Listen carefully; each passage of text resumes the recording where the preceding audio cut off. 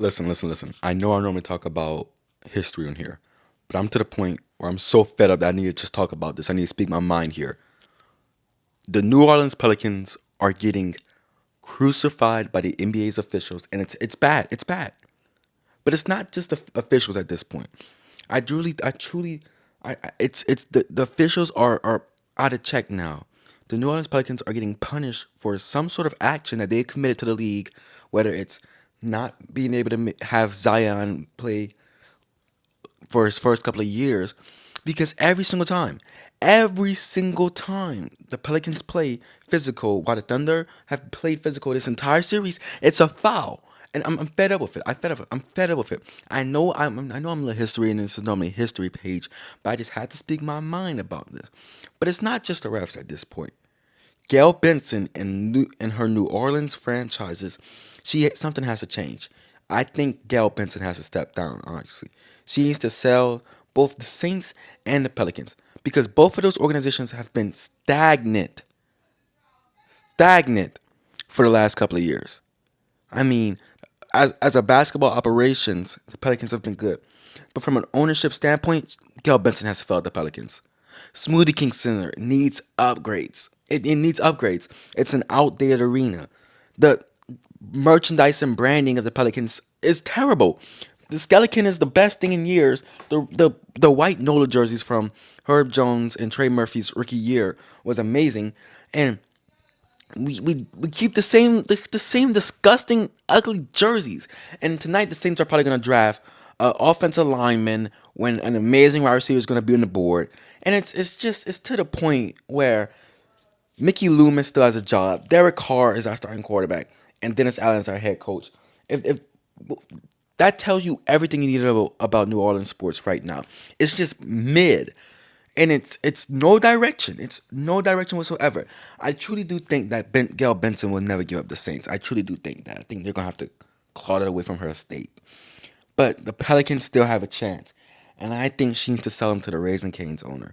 I he has a background with sports. Louisiana native, just reached a billionaire, and you know what? If I have to watch my team lose, at least I can watch them lose in a big box combo, no slaw, extra toast. It's like we need somebody more involved.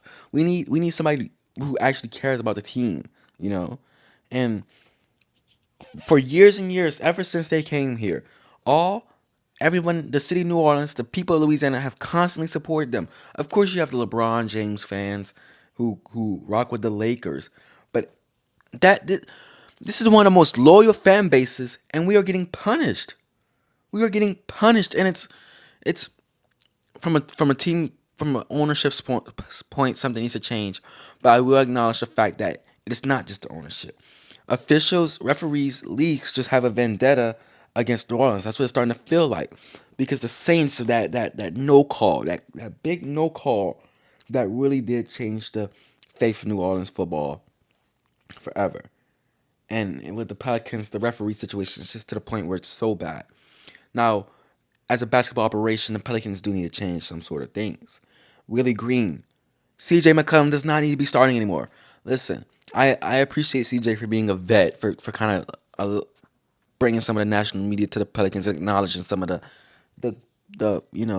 the faults in the coverage of in the Pelicans. I appreciate him, but the brother is 30 something years old. He's been in the league for a while, and he's on that Klay Thompson career path. And sometimes his shot selection is not the best at all. His shot selection is terrible sometimes. I mean, the shots that he take make me just put my head in my hands and just shake my head constantly. It's like, come on, CJ. I think the move going forward for the New Orleans Pelicans need to be, you have to start Jose. Jose, the way he plays, the passion he has, it's fantastic. It's amazing. You need to start Trey Murphy constantly. Trey Murphy has proved to you that he could be your number three. When he's on, oh my goodness, I was in attendance for his career high that night, and when he is just amazing. Like he's just a great player. You need Herb Jones, defensive anchor. Should have been a defensive player of the year if we're being honest. But if he doesn't make all first team all defense, something's severely wrong. Something is severely wrong. next you need Zion Bi. I know Bi is going through his his cold streak right now, but man, you need those two guys are game changers. If you bring JV and CJ off the bench, that's still fantastic scoring coming off of your bench. Like we also have to play the rookie more, man. Jordan Hawkins, he was at one point he was top three with Wembanyama, Chet Holmgren for being rookie of the year. Now he doesn't even get played, not even in blowouts, and it's like, come on now, Willie Green. If we're losing, we have nothing to lose. Just go ahead and play him or something, man. We need, man. It's a shame. It really is a shame. Dyson Daniels is fantastic. So you run Dyson, Hawkins, McCullum, Nance, and JV, or not even you could swap out one of those guys for Najee Marshall. That's a solid lineup coming off of your bench that has experience, could kind of calm down the game when it loses control from your first team. It works. It works. And man, I just would really, oh man. And I for and another frustrating part is when you have fan bases like the Magic or the Thunder, the teams who's also done the rebuilds like we've done them, and they're talking down on the Pelicans. The Pelicans are a legit team.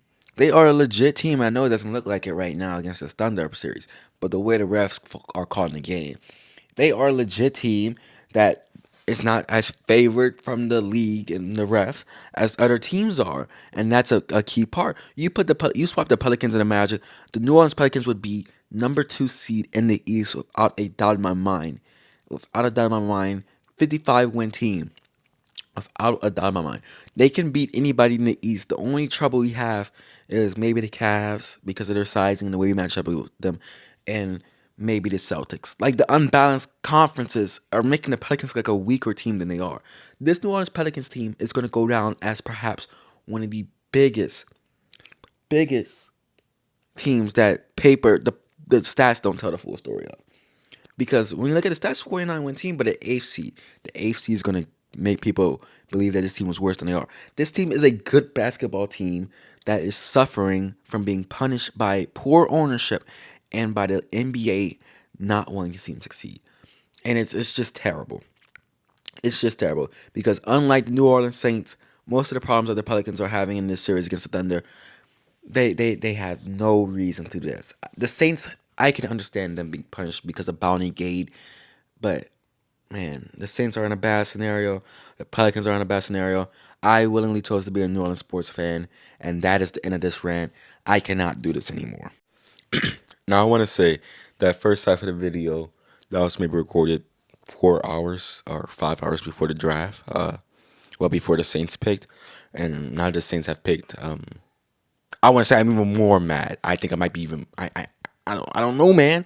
It's frustrating supporting two teams that quite literally do not know how to run an organization. It's it's it's making me question what's going on now. It's it's 100% having me thinking that this is a Gail Benson problem. I think she needs to sell both teams, and it's just, oh my goodness, I'm so upset, bro. Quality defensive prospects still on the board, and I had psyched myself in. I knew we were going to draft an offensive lineman, but I didn't think we were going to draft that offensive lineman. I thought we were going to get the Troy person from Washington, and I was kind of happy. I was like, you know what? He's good. He's good. He's good. But what are we doing, man? It's just Dallas Turner falls to us. Perfect, man. And Edge. I mean, I know Cam Jordan's getting up there in age. Da is a defensive coach. That's what you're supposed to go and get him. But we just constantly just shoot ourselves in the foot, and I'm frustrated with it. And at some point, something's got to change. Something has got to change, and I don't know what it is. But New Orleans sports, Louisiana sports in general, it's just something has got to change. We I don't know what to do. I really don't know what to do. I think that honestly I'm gonna have to take a break from football because I can't keep watching football because of the way the New Orleans Saints make me mad. So I guess I'm gonna have to spend an entire year independent. I did fantasy last year. I'm gonna have to really get into it this year to start have some reason to watch the game, some motivation because I can't. I'm not watching 17 games to this New Orleans Saints team. And I'm saying this now, but come out August, I'm gonna psych myself into it. But man, I just wish we had direction. Are we tanking? What are we doing? What are we doing? This is this is like I feel like the French in the 40s. Like I feel like the French in the 40s, where it's kind of we're riding off of this high of this. At one point we were good, and that we could still be considered a world power, but every team is Nazi Germany, and we're just gonna get blitzkrieged. And it's just, oh my goodness, man. I'm done with New Orleans sports.